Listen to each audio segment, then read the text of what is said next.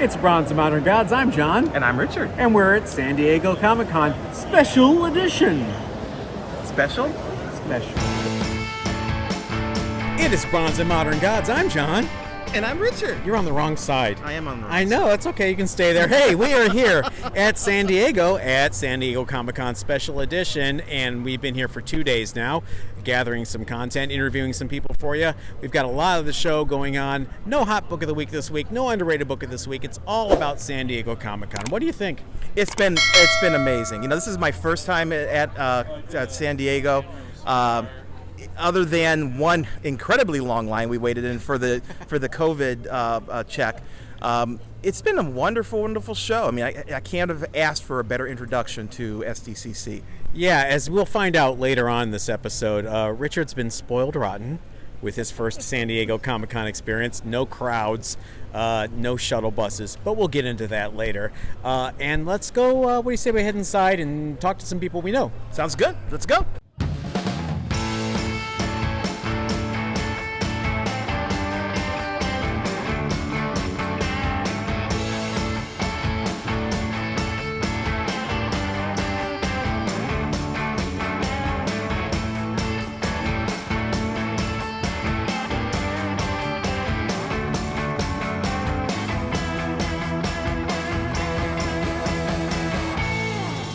We are here with Gene from Shortbox. Gene, you co-founded this deal, did you not?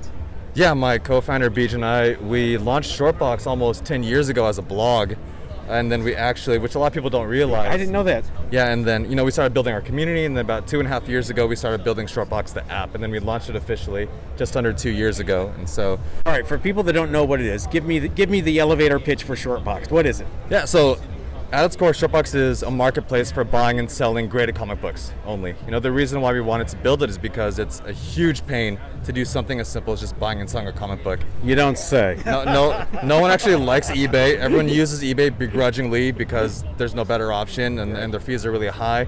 Then you have the major auction houses that, again, charge really high fees, or they're just not accessible to the regular collector. That and the comic book collecting industry hasn't really kept up its pace with innovation and technology for various reasons. We both have backgrounds in technology, so we decided to kind of combine our skills and passions together to build what we believe is the best platform for buying and selling comic books today. That sounds like someone I know. Yeah, I have to say, you know, I've sold 10 books on the Shortbox platform, and I've bought a number of books as well. I have to say, you make it frictionless. You know, you list the books. You guys cover shipping. Even better when it's an expensive book. Like I sold a book that was $1,500.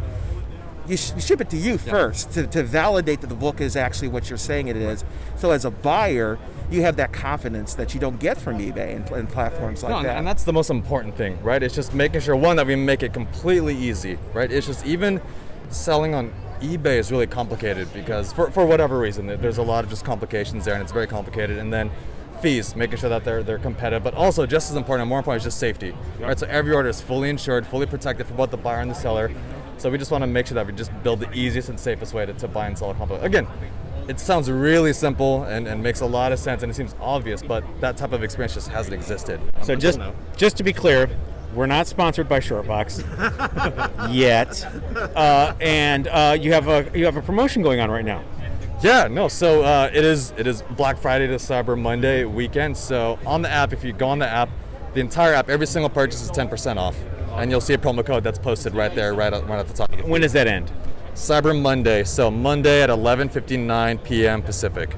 All right. So you East Coasters, you got to get it done before. I don't know, Richard. You're on the East Coast. What time is that? 9 o'clock. That's if it's midnight Pacific. Yeah, it's later. Yeah, it's 3, right? 3. I was told there would be no math. Again, Shortbox is available as an app on the App Store and Apple and available on iOS, available on Android. We've got tens of thousands of users, thousands of sellers. A lot of the dealers on the show floor are actually sellers on Shortbox also. So we've got a lot of support from the community. Just growing really fast. Here's my one. Custom web pages too now, yes. As you can create a URL that you can have all your books listed on and be able to sell off the web too. Yep. That's cool. All right, here's my one gotcha question. Yes. What do you collect? Golden Age. I am a pure Golden Age collector, specifically L.B. Cole. He's my favorite. Nice. You have something here for sale. I don't know if you knew. There's a whole row here of some beautiful L.B. Cole books. I love his artwork. He is a master of the paintbrush and color and composition, and they're rare. They're really hard to find, and they're just beautiful, beautiful colors. And so I love L.B. Cole's work. And again, really expensive and really hard to find, but when you do get one, it's really exciting. Growing up, I used to buy the Overstreet Price Guide every year, and they would always have like L.B. Cole covers. I'm like, who is this L.B. Cole? And now I can actually see them. That's the great thing about being a grown-up. Gene, thank you so much. Thank you. And everybody, check out Shortbox if you have not.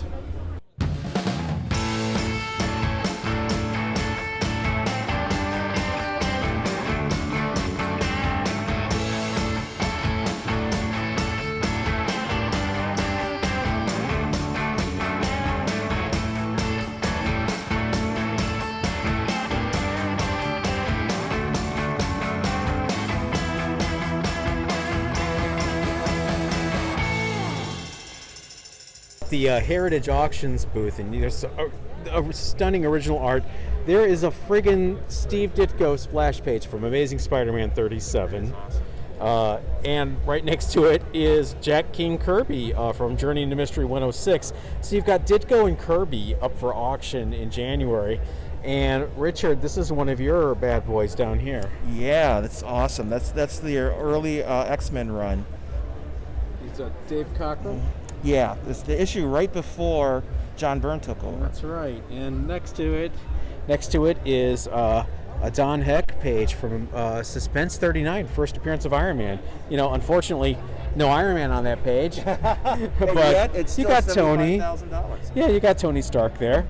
And over here, you've got just a classic V for Vendetta, David Lloyd page. And more X-Men, Cockrum from X-Men 94. And, of course, you've got little Gil Kane action there. So, not selection. too shabby. Yeah, it's a great selection. I'm really looking forward to the auction. Awesome. It's Ian from Hood Rat Comics and the Team Nerd Herd. Hey, how's it going, guys? What's going on? Good, we finally man. get to meet in person. You live down here, though, right? Yeah, man, I live down here, man. This is like, it's another Yeah. Comic-Con, whatever. Yeah. Oh, it's like our first one. It's true. It's our first one. I haven't been to a Comic-Con since the pandemic. Well, none of us have. Oh, you mean your first one, period. First, okay. I mean, first one since the I pandemic. thought you meant your first San Diego Oh, Comic-Con. no. It's my, like, Yeah, your 400th. whatever, you know. You're older than me. Uh-oh. I got the gray. You see gray here? Oh, my. Any scores so far? Anything good? Yeah, man, I went through a $2 box over here, and here's some gold. There was some gold in there. And which box? It's the one over there. I'll show you after. What'd you find? I found second appearance of Dr. Aphra, like 3 of them. Oh, wow. Like 3 of them. Wow. And then I found like the first appearance of Joaquin, from Captain America. All right. I found the first Jem Bartel cover ever, that Gem, for like $2. Dude, it was in a $2 box. I was like, Why did we miss this I box? know. and then Efren from Past Point 1 came and joined me, and he grabbed a bunch too. Like, we had a party. We gotta go. It's good talking to you, Ian. Anything else? Any man. big books? Yeah, I picked up one big book. It was like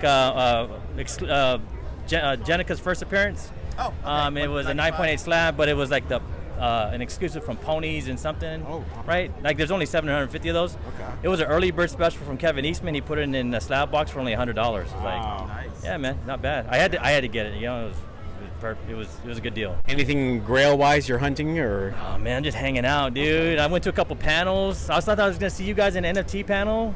Shh. Then I went to the Metaverse panel. I'm a nerd like that, Yeah, what did you think of it? It was awesome, man. A lot of good discussion. A lot of ways they're trying to put the Metaverse and how they want to cross-chain it, cross-platform it. It's pretty interesting. We talked to one of the guys on the panel for about an hour after. Oh, wow. Yeah, he was just breaking it down. Where was this panel? That's right up here, man. 25 AB. Was it yesterday or today? Today, 26 AB. Yeah. Damn it. I would have gone to that. All right. Well, good to see you, man. See you, man. Dude. We will have to collaborate some more in the future. Yeah, for sure. We haven't been on your show in a year. Just saying. Oh, you're invited anytime, both of you guys. Awesome. On camera. On camera. You heard it.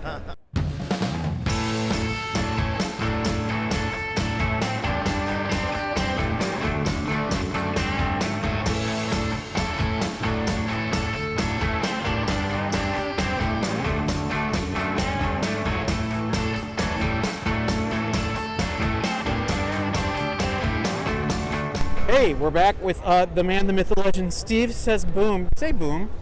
Boom. Thank you. I appreciate that. With Torpedo Comics, how has it been so far? It's been a relatively sort of slowish show. Yeah. But, I mean, I wasn't expecting anything at this show. So we sold a couple of books. You know, we're doing well over there. But what has been a success is our mystery boxes. Oh, yeah. Our mystery boxes has been a great success. Okay. And, of course, the little signing that we had at our booth with Kevin Eastman was a runaway success. But, I mean, you can't really make a mistake with that, can you? Exactly. But, you know, when it comes to the high-end stuff like that, you know, middling. But everything else, especially those mystery boxes, I'm like, wow, okay, I'll take that. What are people asking for? They're not really asking much at our booth. Okay. They're coming up and saying, oh, and they're pointing. They're not really asking. They're like, oh. At the other booth, I don't know what they're asking for, but as I say, at my booth, they just stare. What? Tell everybody what you've got. Some of the stuff. Some examples. All right, so we have over $2 million worth of inventory right there. You know, we got the first, Robin. You know, we got our first Amazing Spider-Man. We got the first Hulk. We got, first X-Men. It's a Silver Age bonanza. We've also got some big Golden Age books, of course. We're loaded for bear right there. We've got a beautiful Amazing Spidey 309.8. You know, we got a 9.8 Amazing Spidey 129. So yeah, we're ready to rock. We saw you guys doing live sales earlier. Yes, it's always interesting to do live sales at a show and live. It's been very chaotic. In fact, yesterday was my first time ever doing it at a show. Yeah. Because usually I'm in my little nice controlled environment and I have my books and I do a promo. So suddenly I'm in this chaos land. I'm like, what's going on? They're like, well, sell these. And I'm like, I'm touching these 1990s books. So yeah, it's definitely a different experience. But something very special happened today, and lucky enough we did record it, because one of the bane of my existence is Squirrel Girl. I hate Squirrel Girl with a passion. And as we're doing the claim sale, a girl comes along dressed as Squirrel Girl. Oh, So no. everything stops, we're filming, we're taking pictures, just so people can go, look! Now that would never happen in our warehouse, only out here. So yeah, that was worth its weight in gold. Are you a fan now? I'll never be a fan, but she was a very nice girl. I'm not gonna do anything but the character herself. You're gonna snap that character's neck. Well, I have a question. Have you seen an increase in sales of Silver Age books over other ages recently? What I've noticed is that some of the box books, the body books, are sort of slowing down a little bit. Titles like Tales to Astonish, Tales to Suspense, Journey to Mystery, unless they are a super key, sort of like a little bit of slowing, even if it's Avengers and they're not keys, sort of slowing. I think that raising money that we had for 2 years, people were getting free money. We all know that. Right. And they were like, oh, I'm going to go buy this. Things have definitely stabilized. Now, the keys are always going to be hot, Avengers 57, whatever it is, and, Avengers 8. But if you want to try and sell an Avengers 28, now it's like, Yeah. okay. So that's what I've noticed. So I know what you like, but we always ask this question: what, for everyone else that doesn't know, what do you collect personally? Besides Quasar. Yes.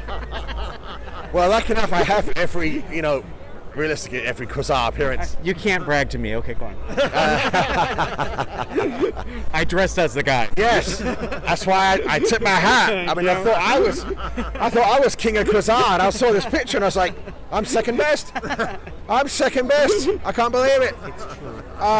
Now, I don't actually collect myself anymore. Really? Yes, I stopped buying books in the year 2000. Okay. Wow. Okay. After I was sort of complete with what I wanted to do. I hear ya. The only books I'm missing are ridiculously expensive, and I can't do it.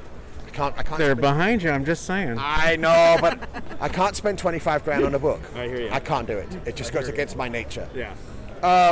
I think that's a generational thing, because I'm the same way.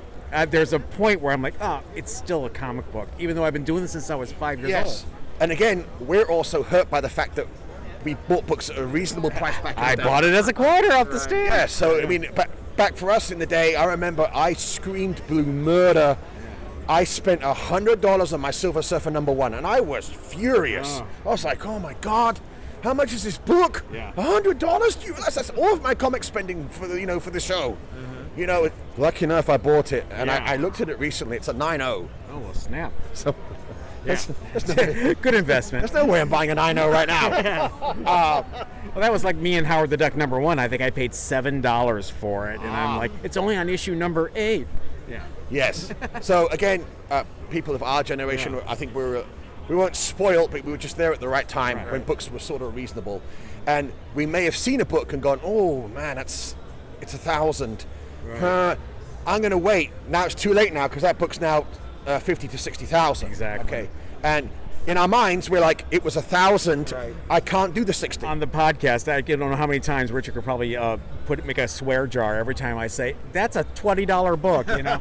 Yes. It's not. Yes. Yeah. So, so even though I have stopped collecting, I still love my books, and so every now and again on my Steve Says Boom, you'll see I do a little showcase. You know, I'll bring out some books, and it's not always the huge books. Right. Like I bring out the whole run of Nova, and I'm like, "Hey, people, look at this!" And everyone's like, "What's he looking at Nova for?" I'm like, Then you get to the Carmine Infantino issues, and hey, you know, I still like them. Of course, you can't beat Sal. it's stylized. Yes, it's definitely stylized.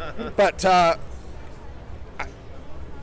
I still do reading. I read basically the omnibuses these days, especially if they've been recolored. Okay. You know, but generally speaking, as I said, I don't collect anymore. I don't upgrade. Right, right. Which is very rare. Most people That's interesting, Most yeah. people are always upgrading. I was pretty fortunate. I've got duplicates on most of the keys. I don't have to do any upgrading or whatever it is. But when it comes to reading, if I'm like, oh my God, I want to read something really good, it's going to be something mainly from the 70s. Yeah. Everyone thinks I'm a 60s nut, but it's usually the 70s where I'm like, oh yeah, I'm reading this today. You know, although, as I've done on my claim sales, I read non-stop, thoroughly, like a Marvel zombie until 1999. I was kind of with you. I think that was my cutoff point, Yes. was the early 2000s. What weakened me, of course, it may have weakened you, was Heroes Return. Heroes Reborn is the last issue of Captain America I bought was the last Garney Wade issue. I understand. I did buy issue 1 and I ripped it up and threw it away. Yes. Yes. So that was the beginning of the end Yeah. for me on that. Agreed. So it is odd Yeah. to be out of sync. You're going to want to hear people speak and they're like, oh, do you remember in the Red Hulk when? I'm like, Huh? no, I don't. And I'm You like, know, he's immortal now and he can be Yes. cut into pieces? What? I don't understand any of that. Yeah, So, me either. All right, 70s. yes. Steve Gerber, greatest writer ever? Wow. Okay, that's the wrong answer. Who's your favorite Marvel 70s writer? You know, that's a brutal question. Yeah. Because I love Len Gerber. Wein, Gerber. I love Gerber, Len Wein, and Steve Englehart. Yeah. You know, I have to say that I think my favorite stuff in the 70s was actually written by Steve Gerber, and it's the Defenders stuff that he did with the Headmen. The Headman's amazing. Yes. And no one else could have done it. Right. You couldn't have said, oh, I'm sick, Len, can you come in and do this? No. It was such a unique voice. Although I loved Len's couple of issues, of course. Yeah. So yeah, Steve Gerber to me, whenever I do I don't know whether you've watched it, when I do a claim sale and I'm selling a Gerber book, I'll look up, Yeah. Gerber, we remember you. Yeah. And I always tell people, especially the young, please Google that person's name and realize just what he did. It's not just Howard the Duck. Yep. Amazing material. I mean, the Len Wein and Steve Englehart stuff on the Defenders is unparalleled. To beat that, Yep. so yeah, I'm a massive Gerber fan, and I'm very fortunate that I got to meet him. Oh, that's amazing. I never got to meet him. Giant Size Man Thing #4 is probably one of the single greatest comics ever written. The School Day, the bully issue. Yes. Yeah. Yes. One of my favorite issue that I think he wrote. I think it's issue 32.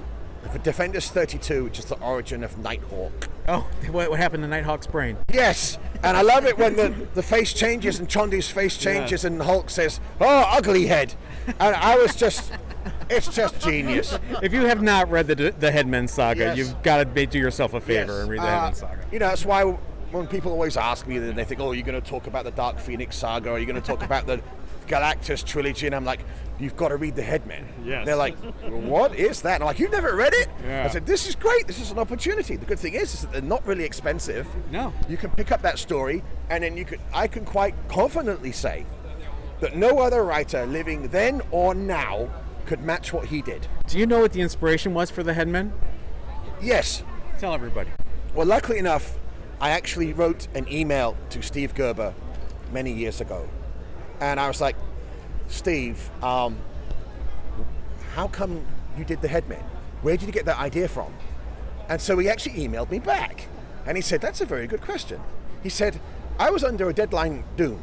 There was nothing I could do. I was sitting in the Marvel offices and I was looking at the stuff that had been coming out like last month. And he saw some issues featuring various characters of the Headmen, and he thought, Weird Wonder Tales number 7. yes, Reprints all 3 stories. reprints all 3 stories. And he's like, well, I think I can do something with these characters.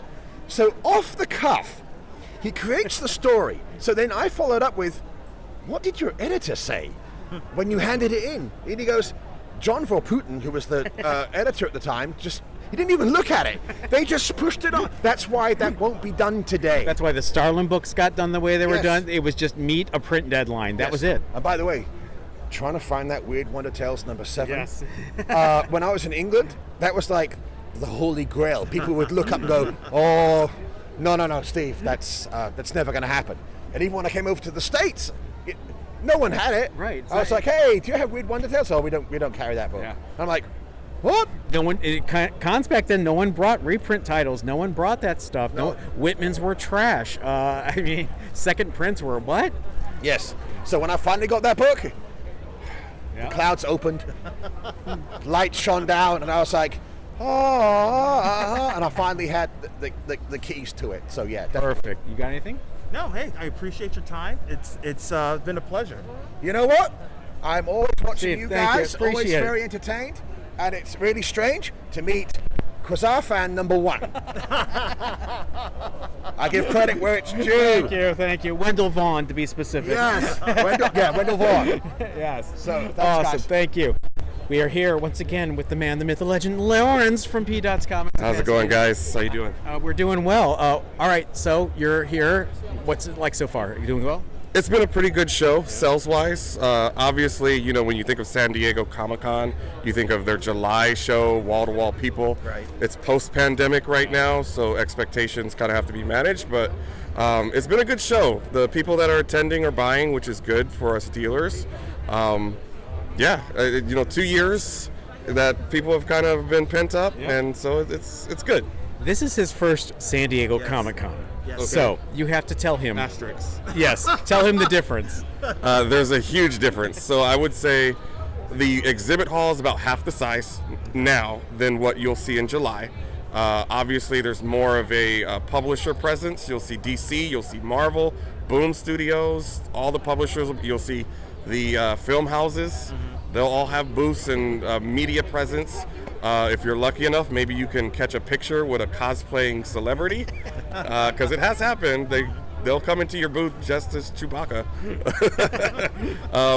and you won't be able to move. There will be people. Well, I can't say what it'll be like post-pandemic, but wall-to-wall people, shoulder to shoulder. It's a madhouse. This indifference has been very manageable. I like the steady flow of this. This feels good. So in terms of book selling, do you sell more books when it's crowded and people have difficulty getting to your booth?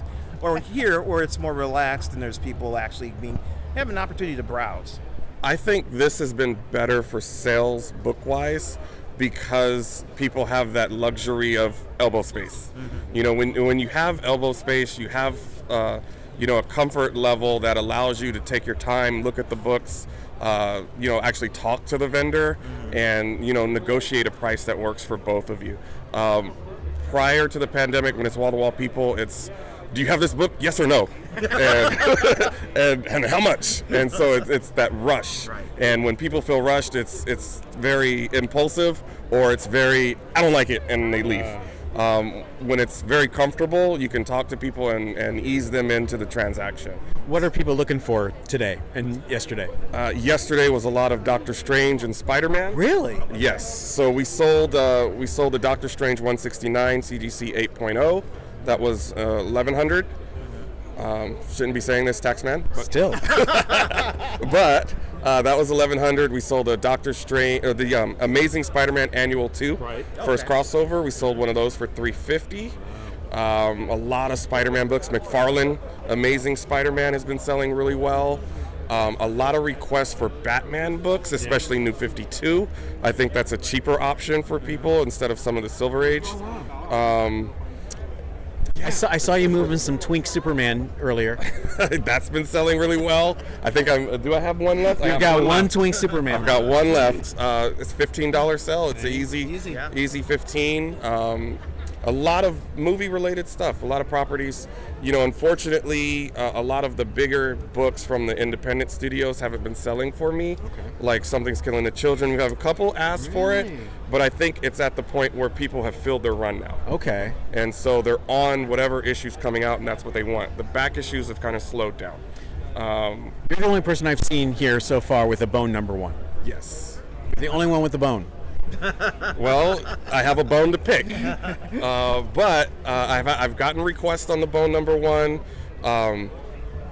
We'll see. Okay. We'll see. Okay. I've gotten requests, but Potential sale. Potential sale. It's a book that you come across once every. You just 10 don't years. see it. Yeah. You come across By the it way, once. first print bone number 1, right? 9.8. It's a 9.2. Oh, 9.2. I have an Evil Ernie number 1. Okay. 9.8, which there are only about 30 on the census. Wow. So That's amazing.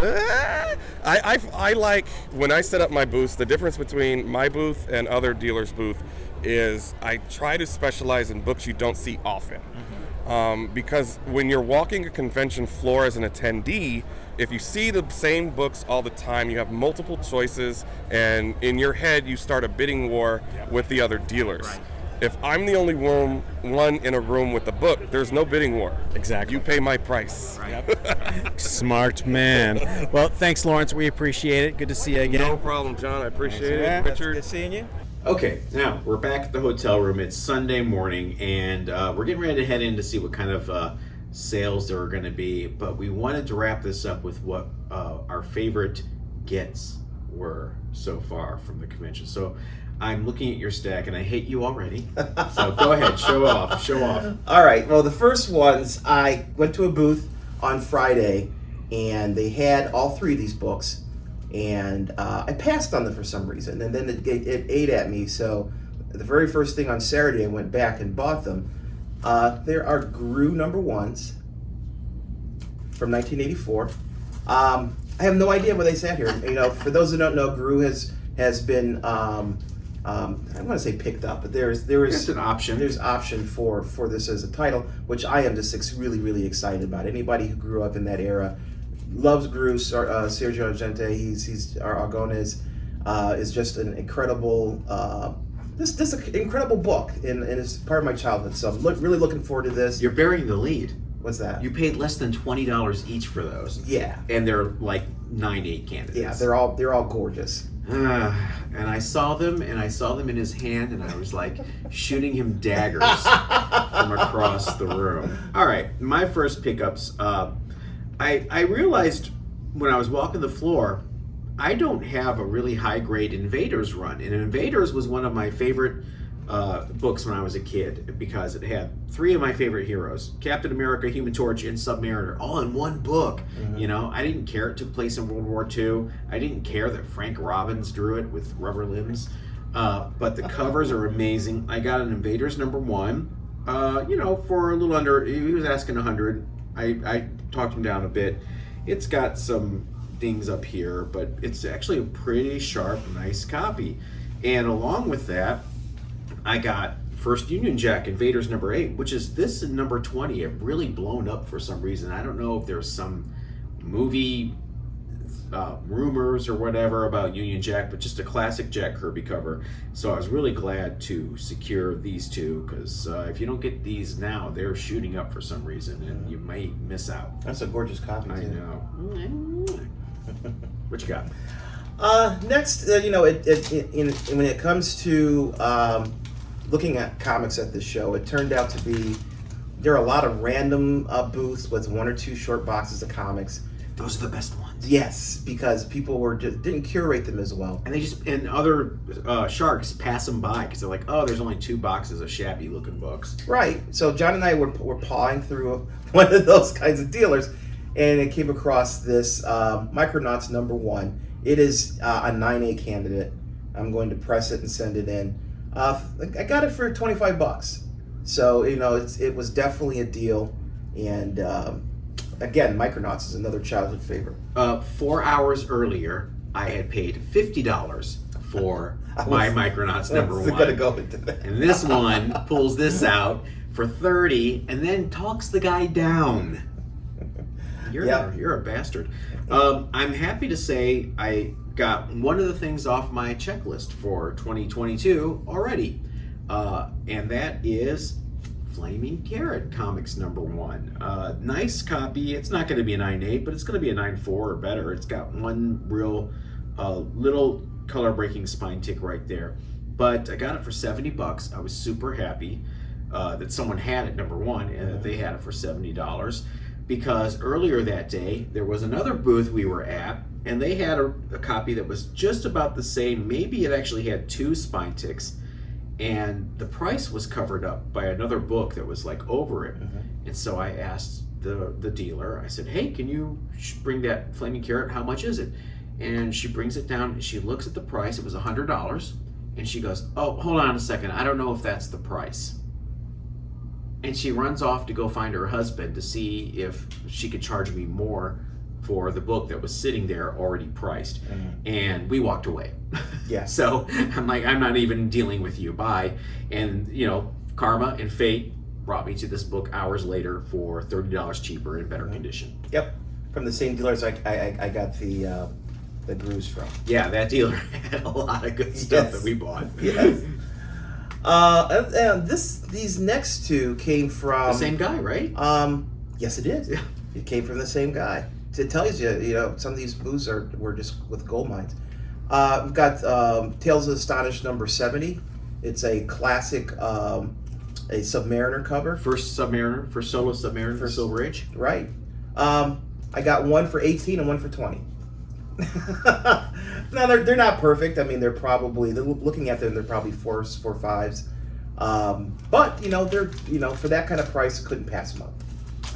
Good investment. I think that's an underrated key in the Silver Age. This was something I didn't know I wanted until I saw it. It's one of those things, and it was at the Short Boxed booth, and that is True Life Secrets #23. I've seen this cover online a lot. I've seen a lot of people that are romance collectors covet this cover. It's pretty scarce. It's absolutely filthy if you look at it. She is pointing to her mouth while a man is holding a diamond necklace, and she's saying, "And just what must I do to get those?" So it's 5.5. It's gorgeous, off-white pages, a great deal on it, and from Shortboxed. So one of those things that I didn't know I wanted it until I saw it. Had to have it. Okay, my next book is a book I've been looking for a while, and I think it's on my list for the Yes. top 5 gets for this year, and that's Tank Girl #1. Boing. Huge fan of this cover. This cover is just over the top. This is gorgeous. This one is probably a 9.6. It's a gorgeous book. It really doesn't have any serious issues with it. But this is for the PC. I'm going to get this slabbed. And What'd you pay for it? Do you know? I paid, they wanted $200. I paid $150 for it. Wow. Yeah. Okay, talk to him down. Look at you, Mr. Negotiator. And I have my last one. Again, one of those books I didn't know I wanted until I saw it. And if you ever watch any of our live sales, you know I have a weakness for young men. We have a new young man. We have a new young men, #10. And it's way too much dialogue on this cover. I'm not going to read it to you. But basically, it is my life when I got out of high school and I didn't know what I wanted to do before I joined the Army. And it's this kid basically saying, do I want to join the Army? I don't know if I should join the Army. Maybe I should join the Army. And I read this, I was like, wow, this was my life when I was 19. Nice date stamp on it, too. A really cool date stamp from July 12th, 1951. It's got a miscut, but it's, he was asking 40. I did not pay 40. And again, it's just one of those books that resonated with me, but beyond the title, the actual content. And so I had to pick it up. Okay. My next choice is it's a rare book, and I was actually surprised to see a copy of it at the show. This is in great shape too. It is in great shape. It's Air Pirates. This is the Mickey issue. They illegally used Mickey Mouse. It was an underground comic that parodied the Disney characters without permission, obviously. They're doing drugs, they're in sexual situations. It was a parody. Disney came after them, confiscated all their print run. It was never printed again. They went to court over it. They thought they were protected by parody laws. They were not, apparently. The decision went against them. Disney's lawyers. Yeah. And you have one. I have one. Yeah, there aren't that many out there. He wanted $150 for it. I got a package deal, and I ended up, it's probably about $125 is what I paid for it. What do you think it's going to be? It's really nice. Really nice. This is one of the reasons why I wanted it. I'm going to press it, and I think it's a 9A candidate. He lived in San Francisco, he said, so he had access to all these underground cartoonists that saved copies of this stuff. So it looks like a file copy. Yeah, it really does. It is absolutely gorgeous. You better make sure it's not counterfeit. Thanks. So that's it. That is we got a lot more, but we don't want to bore you with everything else we got. We got stacks of stuff. But what did you think overall? I thought it was great. Now, everyone tells me I'm spoiled, so I think it was an enjoyable comic book convention. Yeah. So that was fun, and it was nice to see the cosplayers and everything. But the selection of books are pretty good. You said this is the most books you've bought at SDCC in a long time. I have not bought this many books at San Diego Comic-Con in years and years and years. Usually, there's really high-end dealers here like Harley Yee, Terry from Terry's Comics, which is great. Mile High Comics used to come all the time, but super expensive books, and so you had to pay, so you didn't buy a lot. This had a lot of, I want to say, second-tier dealers that had more selection, and there were actually a dealer that had $2 boxes. Yeah. I've never seen bargain bins at San Diego Comic-Con in decades. So it was great. I loved it. I thought it was excellent. I wish the real San Diego Comic-Con was like this, because we're literally in the Hilton across the street, and you had the worst first experience. And I say that because it's never going to be this good again. Don't always chase that high. I know. You're going to have to take the shuttle from miles away from your hotel. Geez. You're going to be waddling through the crowds and trying to get to table to booth. It's never going to be like this again. I feel privileged to have this experience. No, it's I've been wanting to come to SDCC for years. The lottery system has never been my friend. I finally won the lottery and got a ticket in 2019, and of course COVID hit in 2020, and so nothing. So I haven't actually been able to come, even though I've had a ticket for 2.5 years now. So this is great. This is a substitute for it, and I look forward to coming to more in the future. The best part was getting to hang with Richard all weekend. Yay! All right, that's going to do it for this San Diego Comic-Con special edition. Richard, did you get everything you wanted? You know what? I left some stuff on the wall just because, but it's just amazing, the selection, the dealers here, the crowd has been amazing. So it's definitely something I enjoyed, and I look forward to the next one. Are we going to see you in July? I sure plan on being here, yes. I think I'll come too. Well, we want to give a special thanks to Raphael for running the camera for us so nicely. And we will see all of you later this week. Everybody stay safe. Yeah, don't forget your tagline. Everybody stay safe.